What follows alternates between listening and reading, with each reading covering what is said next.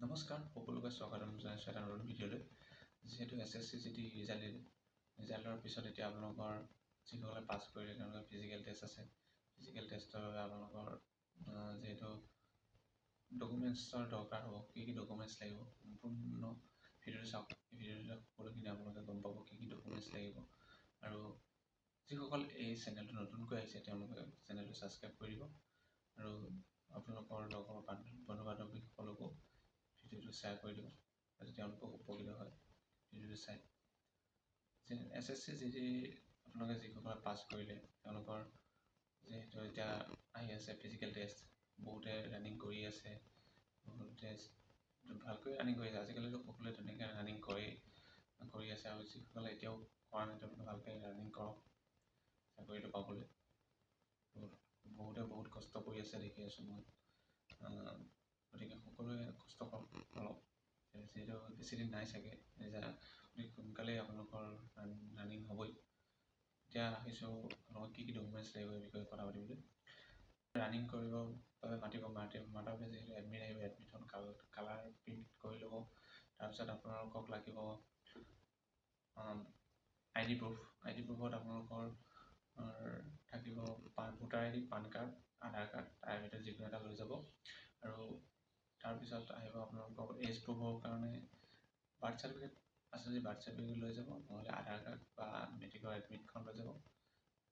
তাৰপিছত আপোনালোকে নিব লাগিব আপোনালোকৰ ক্লাছ 10 এডমিট, মাৰ্কশ্বিট আৰু চাৰ্টিফিকেট এইকেইখন লৈ যাব। আৰু যদি আপোনালোকে হায়াৰ এডুকেশ্যন এপ্লাই কৰোঁতে যদি গ্ৰেজুৱেশ্যন বা হায়াৰ ছেকেণ্ডেৰী দিছে সেইখনৰ মাৰ্কশ্বিট, চাৰ্টিফিকেট আৰু এডমিটকেইখন লৈ যাব।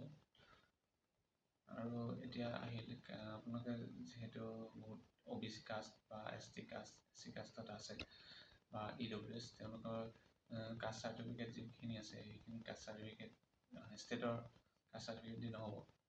আপোনালোকে আপোনালোকৰ চেণ্ট্ৰেল যিখন কাষ্ট চাৰ্টিফিকেট হয় সেইখন বনাই ল'ব।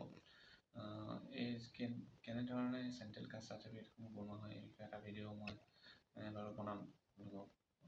কালি বা পৰহিলৈ এটা ভিডিঅ' আহিব, আপোনালোকে চাব কেনেধৰণে চেণ্ট্ৰেল কাষ্ট চাৰ্টিফিকেট বনাব পাৰি।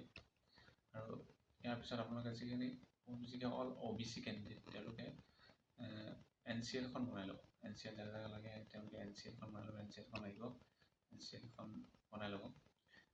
তাৰপিছত আপোনালোকক লাগিব ডমিচিয়েল, আপোনালোকৰ ডিষ্ট্ৰিক্টৰ পৰা এখন ডমিচিয়েল বনাই ল'ব। আৰু লগত আপোনালোকে পাছপৰ্ট চাইজ ফটো লৈ যাব, 10ৰ পৰা 15খনমান লৈ যাব। আৰু যিসকল আছে NCC পাছ বা স্পৰ্টছ চাৰ্টিফিকেট আছে, IT চাৰ্টিফিকেট আছে, তেওঁলোকে সেই চাৰ্টিফিকেটখন লৈ যাব। আৰু এইবিলাক জেৰক্স কৰি লৈ যাব আপোনালোকে একপি বা দুটা ছেট তেনেকৈ বনাই লৈ যাব জেৰক্স কৰি। কোনো ধৰণৰ প্ৰব্লেম নোহোৱাকৈ, যিহেতু আপোনালোকৰ হাতত অলপ সময় আছে, গতিকে সময় পাইছে, গতিকে আপোনালোকে কোনো ধৰণৰ যাতে পিছত প্ৰব্লেম নহয়, ৰানিং কৰিব যোৱাৰ পিছত যেতিয়া ডকুমেণ্টছ বিচাৰিব ডকুমেণ্টছৰ সময়ত যাতে প্ৰব্লেম নহয় তাৰ বাবে আপোনালোকে ডকুমেণ্টছসমূহ এতিয়াই সকলো ঠিক ঠাক কৰি ল'ব, নহ'লে পিছত যদি অসুবিধা হয়। গতিকে এতিয়াই সকলো ডকুমেণ্টছ ঠিক ঠাক কৰি লৈ ল'ব।